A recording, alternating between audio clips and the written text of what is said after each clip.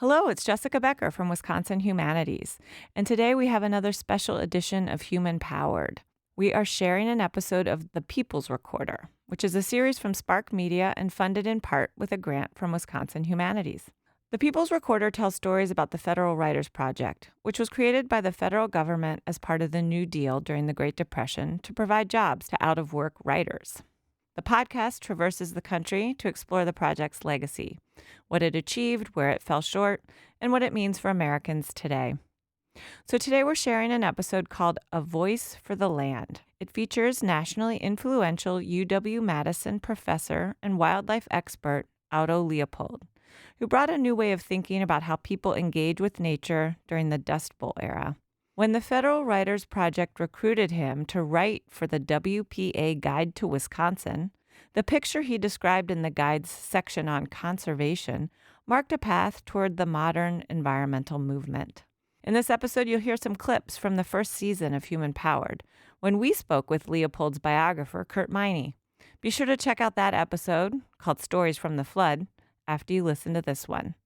The People's Recorder is produced by Spark Media with support from the National Endowment for the Humanities, Florida Humanities, Virginia Humanities, California Humanities, Humanities Nebraska, and Wisconsin Humanities. Thanks for listening. Good morning, farm friends. This is another day with trainloads of farm news. Combined production of all commercial truck routes. For generations, ecology was an obscure science, closely tied to farming and not widely understood. It wasn't something that would fire up a passionate grassroots movement. Then, an ecologist emerged who would change everything. Aldo Leopold, a professor in Wisconsin, realized that America was at a crucial turning point with its land. He saw that humanity had pushed nature just a bit too far. Like winds and sunsets, wild things were taken for granted until progress began to do away with them. Now, we face the question whether a still higher standard of living is worth its cost in things natural, wild, and free. Aldo Leopold. During the Great Depression, America was in turmoil socially and economically. This upheaval had an effect even on the land. In Wisconsin, Aldo Leopold was closely watching all of this when the WPA, a government jobs program, asked for his help. Leopold's work for the WPA in Wisconsin paved the way for an awareness of the environment that serves as a blueprint for our survival today.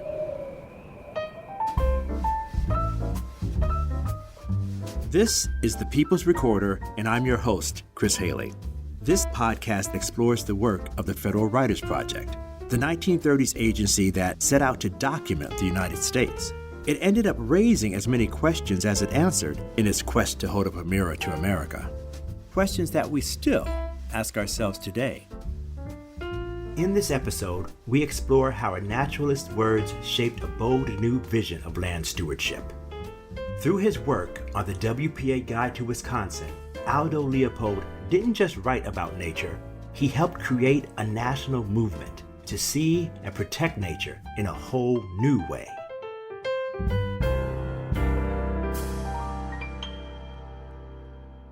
Leopold is one of those rare figures in the conservation movement who is trying to make sense of the larger patterns, to try to help us see what a sustainable future might look like.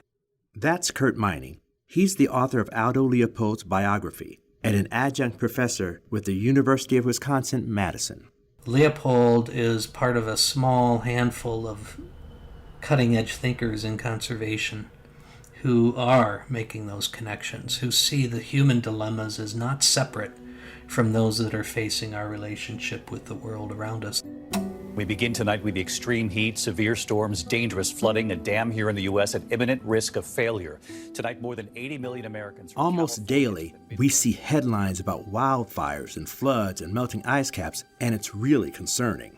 And here is a man who over 80 years ago was writing about man-made environmental disasters. His work is so relevant that it sounds like I could have seen it in a headline last week. And while the vocabulary isn't the same, and he isn't using phrases like climate change, he is warning us, and we should be taking notes. So, let's dive into our story at a time when American farming was hitting rock bottom. A dust storm hit and it hit like thunder. It dusted us over and it covered us under. Blocked out the traffic and blocked out the sun. Straight for home all the people did run, singing so long. It's been good to know ye. By the Great Depression, 20th century farming practices were wearing out America's farmland, creating an ecological disaster on a scale we had never before seen in North America, and displacing hundreds of thousands of people. In the spring of 1934, the winds caught up the broken soil, and a plague of dust descended upon those who had treated the land with ignorance and contempt. When we think of environmental disasters in the 1930s, our minds probably go first to the Dust Bowl, to the dry and cracked earth, buildings buried in mountains of dust, farmers pushing against the wind in a fierce sandstorm. But America's ecological crisis looked different in other parts of the country, and the tragic results of soil erosion could take on distinctive forms. Kurt Miney. In the upper Midwest, the real crisis of the late 20s and early 30s involved soil erosion along the Mississippi River. Very vulnerable to massive soil erosion, and particularly here in Wisconsin in what's called the driftless area. The driftless area is unlike the rest of the Midwest. It's not as flat as your stereotypical Midwestern landscape, right? It's actually quite a rugged area. And because it is such a rugged landscape full of hills and valleys, it was vulnerable to the effects of unwise agriculture practices since the settlement by Europeans. By the 1920s and early 30s, the landscape was in crisis. Farmers described entire farms being lost in a single intense rainstorm. Aldo Leopold was one of the first to see the problem. Born in rural Iowa, Leopold had studied forestry at Yale in the early 1900s, when forestry was still a new field. After graduating, he played an important part in helping set up the National Forest System. This work eventually brought him to Wisconsin, but he felt limited by the job. And in the late 1920s, he left the Forest Service to focus on his real passion, wildlife conservation. For most foresters, their focus really was on the trees themselves, on the production of timber from the forests. Leopold, however, from the beginning of his career, saw forests in a much more holistic way. He understood forests as not only the trees, but the soils, the water, the wildlife, the entirety of the forest as a community. Unless you understand the ecological foundations of how plants and animals, soils and waters work in the landscape, you're likely to run into trouble. Leopold saw that America was in deep trouble. The 1920s and 30s were a time of true crisis for nature in the country. That was a low point across the continent.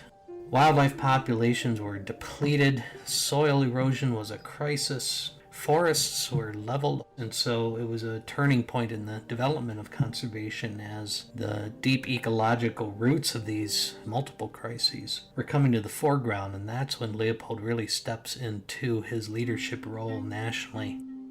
In those overlapping disasters, Aldo Leopold looked closely at what was going on at the level of the watershed.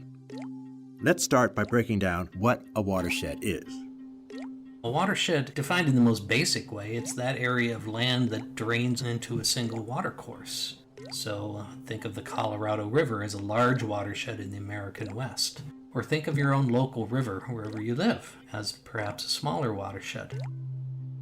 Aldo Leopold was putting these pieces together. Yet, as he was working on his ideas to solve the problems of water runoff and erosion, he found himself among the millions of Americans affected by the Great Depression. He wasn't out on the street, but for a while, he was out of a job. Leopold was like everyone else in the country facing a very uncertain future. He was unemployed for a period during the depths of the Depression, but he was always driven by his conservation passion and vision. Even at that lowest point, he actually devoted himself to writing what would become the first textbook in wildlife conservation. It was called Game Management. It was part of a sort of culmination, actually, of that phase of his career of trying to get this new field on the map. He was doing intensive field work. He was involved at the professional level. He was trying to gin up new policies statewide and nationally, to promote this idea that we don't have to face the inevitable depletion of our wildlife, that in fact, using this new science of ecology, we can not only protect wildlife populations, we can restore them. Or more accurately, we can manage the land in a way that allows wildlife populations to restore themselves. It's impressive that while struggling through his own hard times, Leopold was able to lay out a new vision for conservation. Its focus was an investment of people and communities in the health of the land and its wildlife. In his field, Leopold was getting recognition for seeing the bigger picture. He also managed to get a job at the University of Wisconsin and started working on environmental projects that were part of President Franklin Roosevelt's New Deal policies to promote conservation. The New Deal is a transformative period in the evolution of conservation. Now, Franklin Roosevelt, of course, was no mean conservationist in his own right. He was well known for his passion for trees. Franklin Roosevelt learned a lot from Theodore Roosevelt. I mean, Theodore Roosevelt put aside 230 million acres of conservation land. Douglas Brinkley is a presidential historian who has written a lot about President Roosevelt and the New Deal. Federal government can do a lot. So it's not a big leap to see FDR thinking, well, we can do a WPA. Government is an engine for innovation, had been passed on from Abraham Lincoln to Theodore Roosevelt to FDR, and he seized it. We are going to conserve soil, conserve water, and conserve life. We are going to have a farm policy that will serve the national welfare. That is our hope for the future. One of the early New Deal conservation efforts was Roosevelt's Committee for Wildlife Restoration. The goal of the committee was to make recommendations for emergency funding to protect important habitats for wildlife. Leopold was one of the 3 people appointed to this committee. Even though he didn't always agree with the approaches of the New Deal, he participated in them, helped lead them, but he didn't always agree with the premises, actually. Leopold is fascinating politically. He's impossible to pigeonhole. You read some of Leopold and you think he's a very conservative person. You read other parts, you say, wow, that's incredibly progressive.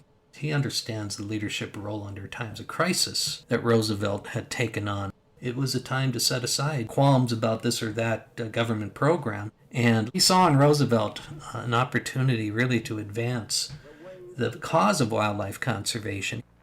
We are helping and shall continue to help the farmer to do those things through local soil conservation committees and other cooperative local, state, and federal agencies of government. That's from one of Roosevelt's radio speeches, famously called his Fireside Chats. In it, we can clearly hear that his priorities for conservation mesh with Leopold's new ideas. People are not afraid to use new methods to meet changes in nature and to correct mistakes of the past. If certain wheat lands should be returned to pasture, they are willing to cooperate.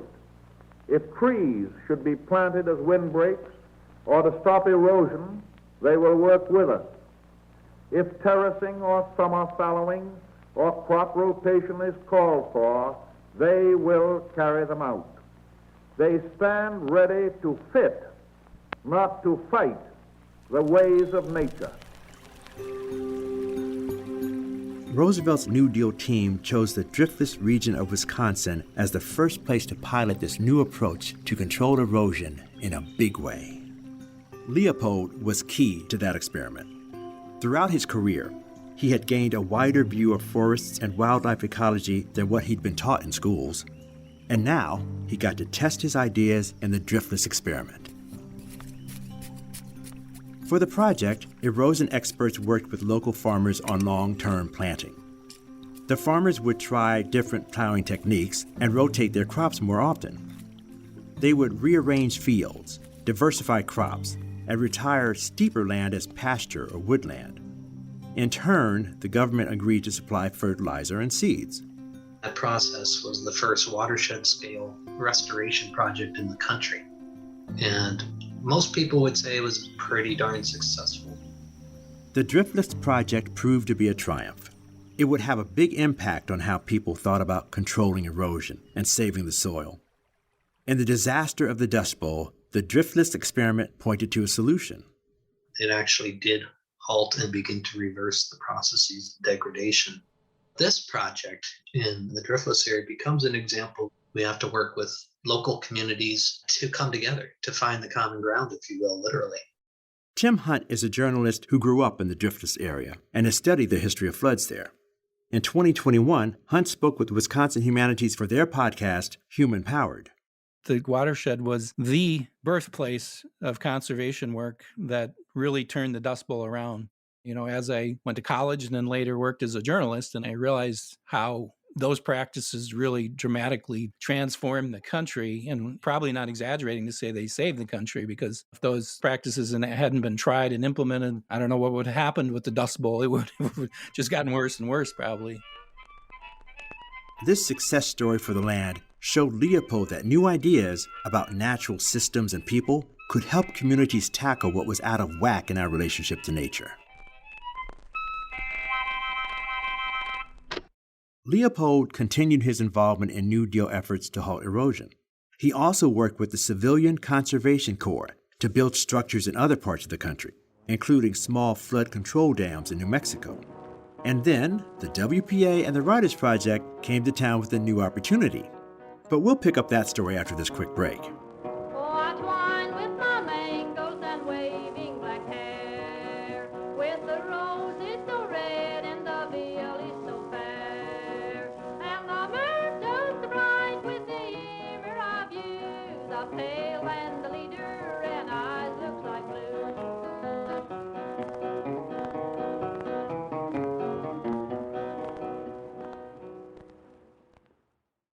Leopold was lucky. He had found a job.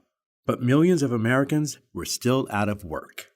Roosevelt created a new agency to hire people for short-term jobs, the Works Progress Administration, or WPA. It was the New Deal's answer to rebuilding America's infrastructure. A small part of the WPA, called the Writers Project, paid out-of-work editors and writers to report on their home state for a series of travel guidebooks. Each guidebook would be full of essays about history and culture, put together with tour routes that pointed out what to see on a drive through the countryside. Historian Douglas Brinkley. Think about the WPA program, putting people to work, getting people to do things that mean something to America, was something very new and innovative. In Wisconsin, WPA writers were compiling loads of stories about the state and its history. They documented things like the short time that Pulitzer Prize-winning poet Carl Sandburg worked for the Milwaukee city government. They gathered photographs of buildings designed by a Wisconsin-born architect, Frank Lloyd Wright. They even had a special section on the Northern Paper Mill, one of the largest of its kind in the country, producing 125 tons of paper every day, most of it toilet paper, which is why Green Bay eventually became known as the toilet paper capital of the world. Basically, if it was about Wisconsin, WPA writers tried to find it. Here's an excerpt where you can hear them sifting through local accounts of famous gangsters in rural hideouts. In the Northern Lakes region, Joe Saltis, noted Chicago gangster of the Prohibition era, came every summer to relax. Saltis took refuge in plain sight until he began fly fishing for trout within the prohibited 500 feet below a dam. While urban police forces searched for him far away, the game warden and volunteer deputies captured the whole gang. Saltis appeared before a local magistrate and was fined and released. WPA guides are period snapshots of a moment in time.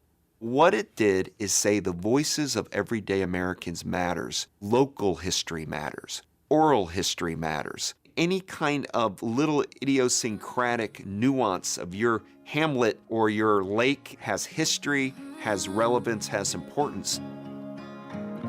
Oh, Wisconsin, how you been? Oh, Wisconsin, do you ever think about me? Am I just another girl who came and went? I was 13, I'd stay up till 3 a.m. singing to no one, you were listening. Oh, Wisconsin, you were always listening. As the WPA Guide to Wisconsin moved toward publication, they needed essays about the state's historic and natural context. Aldo Leopold stepped up and brought his own views to an essay on the state's natural history and the importance of conservation. I can imagine when the WPA came knocking that Leopold said, well, here's an opportunity to share with another audience my way of understanding land. It isn't just the superficial scenic beauty of a place. Listen to an actor bring Leopold's words to life in the WPA Guide. Studies are revealing the complex interrelationships of all aspects of conservation work, the delicate system of balances by which one natural resource sustains another. An important part of conservation work is forestry, for forests, in addition to their value for industry and recreation, shelter wildlife and hold soil and water. Leopold was always a writer. He understood that part of his work as a conservationist had to involve being a communicator. You begin to see the emergence of a new voice in Leopold's writing in the 1930s. I think it was connected to his recognition that we all, as citizens, needed to understand this new way of understanding the natural world and our relationship to it. He is writing for a broad public, broader and broader through the 1930s. Aldo Leopold saw that dysfunctional management was destroying the forests and rivers of Wisconsin, and he wanted to make the case for a new relationship clear to the public. The WPA Guide gave him a platform to do that.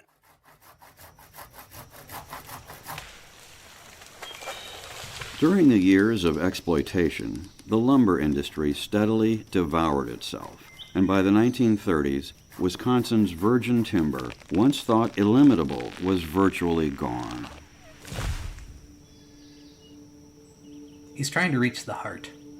He understands that this new science can be complex and even daunting. Its vocabulary is unknown to the general public. So instead of using the terms like food chains or ecological niche or all these other technical terms from the science, he begins to tell stories. He draws on his vast experience to tell stories about how plants and animals and people are all interrelated in landscapes. And this is a new thing. Men still remember when virgin forest covered 5/6 of Wisconsin. Today, these woodlands are all but gone. In many areas, soil has been exhausted or eroded, water levels have shifted, and wildlife and natural beauty have departed with the timber. The effects of exploitation are being more and more widely understood, and public opinion stands back of almost any program that promises to restore what has been lost or maintain what is left.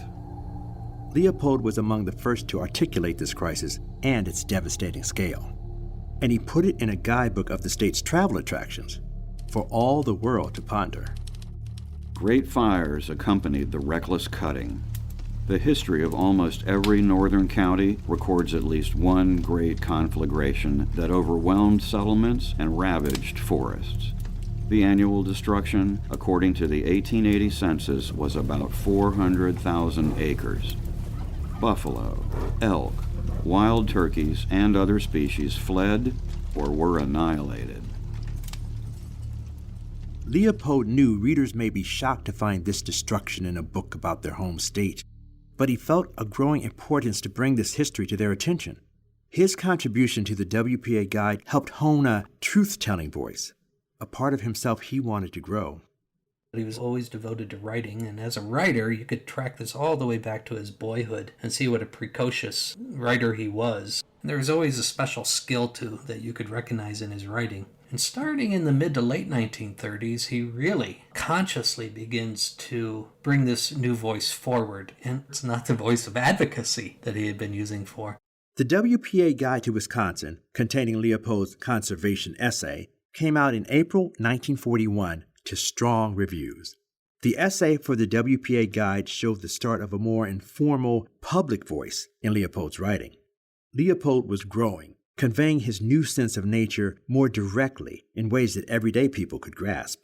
Take this passage from his book, A Sand County Almanac. Land is not merely soil. It is a fountain of energy flowing through circuits consisting of soils, plants, and animals. It's not the voice of science. It's the voice of, poetry and lyricism. In his private journals, he was loosening up even more. clearing his throat, so to speak, for a bigger audience. My dog thinks that I have much to learn about partridges. I agree. He persists in tutoring me with the calm patience of a professor of logic. Perhaps he hopes his dull pupil will one day learn to smell. He had the gift for doing this in a way that was very accessible and even beautiful. And they begin trickling out one by one. But the more he writes in this way, the more positive feedback he gets and the more encouraged he is. Aldo Leopold kept writing essays in the years that followed, testing out new analogies to connect readers with the land. You can hear it in this passage about music and nature from his book, A Sand County Almanac. Song of the Rio Gavilan. The song of the waters is audible to every ear, but there is other music in these hills by no means audible to all. To hear even a few notes of it, you must first live here for a long time, and you must know the speech of hills and rivers. Then, on a still night, when the campfire is low and the Pleiades have climbed over rim rocks, sit quietly and listen for a wolf to howl and think hard of everything you have seen and try to understand. Then you may hear it, a vast pulsing harmony, its score inscribed on 1,000 hills, its notes the lives and deaths of plants and animals, its rhythms spanning the seconds and the centuries. That was he walked through a door with that passage. Aldo Leopold continued honing his voice as a writer up to the day he died. His book, A Sand County Almanac, came out soon after his death in 1947. Its popularity spread. In time, it led to a sea change in people's thinking, that the soil was more than just something to be used. What made Leopold's book a phenomenon for the next couple of generations was this ability to introduce the complexities of social and ecological relationships through the telling of these stories. Personal, intimate, local, but having global implications that we're still playing out with right now. We are monitoring river levels in southwest Wisconsin. The Kickapoo River is expected to rise, prompting many to prepare for flooding on roads. In recent years, floods in the Driftless have been getting worse again, for a different reason than during the Depression. Tim Hunt has tracked this latest trend. You know, people sometimes shy away from the term climate change in these rural areas because it's so politically charged, even today. But even if you don't want to use that terminology, people out here know that something is drastically changed. 2007 was the first major flood. A year after that, 2008, it was a record-setting flood. It was worse yet. And all of those communities through the Kickapoo Valley got hit even harder. Then, about every 2 years, another devastating flood. So far, the worst was 2018. Exceeded the other floods by a foot or two. Just absolutely devastating. As Leopold showed, a flooding disaster is not measured only in inches of rainfall or crops not harvested, but also in meals lost, homes gutted, and families displaced. The current climate crisis calls to mind his warnings that we need to understand the connections between people's history and nature. Thankfully, since Aldo Leopold's lifetime, many have taken up the idea of our obligation to the land. It has become a global movement. The culture of conservation that developed in this part of the world would go on to have ripple effects. Probably the best known of these ripple effects had to do with our later governor and senator, Gaylord Nelson, often referred to as the father of Earth Day. He grew up in a small town called Clear Lake. How good is that, huh? Clear Lake, Wisconsin, up in the northwest part of our state. Gaylord Nelson was Wisconsin's governor and longtime senator in the 1960s and 70s. Here he speaks on the eve of the first Earth Day in 1970. It's tremendously encouraging to see all across this country the remarkable interest on an issue which is not only just an issue of survival, but an issue of how we survive. I don't think there's any other issue viewed in its broadest sense which is as critical to mankind as the issue of the quality of the environment in which we live. You hear the word ecology. That's a big science, not a narrow one. It's a big concept. It is concerned with the total ecosystem, not just how we dispose of tin cans, bottles, and our garbage. And it is concerned with all the ramifications of all the relationships of all living creatures to each other and their environment. Kurt Miney sees a direct line of cultural connection between Leopold and his generation and succeeding generations of environmental activists. It's a diverse, young, and committed group leading the charge today. Greta, you have sparked the interest of millions, literally, of children around the globe, demanding action for climate change. What's your message to world leaders today? My message is that we'll be watching you.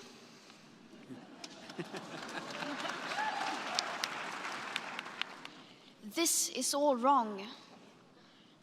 People are suffering. People are dying. Entire ecosystems are collapsing. We are in the beginning of a mass extinction, and all you can talk about is money and fairy tales of eternal economic growth. How dare you? We're at an inflection point right now. Conservation has always been about the common good, but not everybody's always been included within that common good. So part of the struggle is the coming to recognition of the full human community and its stake in the land. No pun intended there. Kurt Miney sees this struggle as a key step in the journey toward understanding, and that nature itself and our ability to recharge in its presence can be part of that journey. It's up to all of us to contribute to that evolution. It's up to all of us to draw on all our diverse experiences, sources, texts, belief systems. So that's where we find ourselves now at this kind of fraught moment of intersecting crises and reckonings. We're at a point when we have to draw on all the sources of wisdom. But to understand those connections is part of our own resilience and our own well-being that we have to recognize. And that's what Leopold was all about, helping his readers, his students, his family to understand that in our work, by making those connections, we find wonder and beauty, and we find a way to go forward the next day to continue the work. Thanks for listening, and we hope you enjoyed that episode of The People's Recorder. And you heard from Kurt Miney, Leopold's biographer. That was from our first season of Human Powered, and you can hear that whole episode called Stories from the Flood right here in this feed. And we hope you check out more from The People's Recorder, produced by Spark Media. Thanks for being here.